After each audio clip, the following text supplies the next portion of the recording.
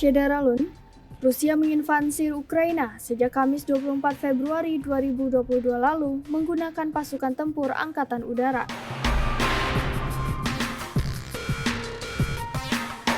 Namun, dalam beberapa hari terakhir, terlihat bahwa Angkatan Udara Rusia hilang dari langit Ukraina.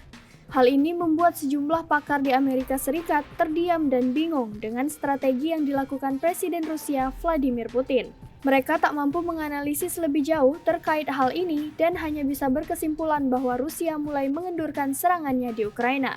Dilansir dari South China Morning Post pada Rabu 2 Maret 2022, sebelum invasi Rusia ke Ukraina, intelijen Amerika Serikat telah memperkirakan kemungkinan serangan besar-besaran dilakukan oleh kekuatan udara Rusia yang dikumpulkan militernya untuk mendominasi langit Ukraina.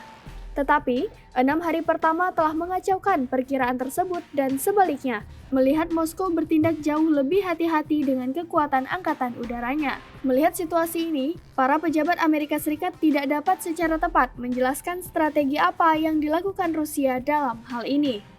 Seorang pejabat senior pertahanan Amerika Serikat yang tak ingin disebutkan namanya mengatakan Rusia belum tentu mau mengambil resiko tinggi. Mengatakan Rusia belum tentu mau mengambil resiko tinggi dengan pesawat mereka sendiri dan pilot mereka sendiri. Menurutnya, Ukraina sangat kalah bersaing dengan militer Rusia dalam hal jumlah dan daya tempat. Angkatan Udara Ukraina sendiri masih terbang dan pertahanan udaranya masih dianggap layak. Sementara, Angkatan Udara Rusia masih terbang di wilayah udara yang berhasil diperebutkan di Ukraina.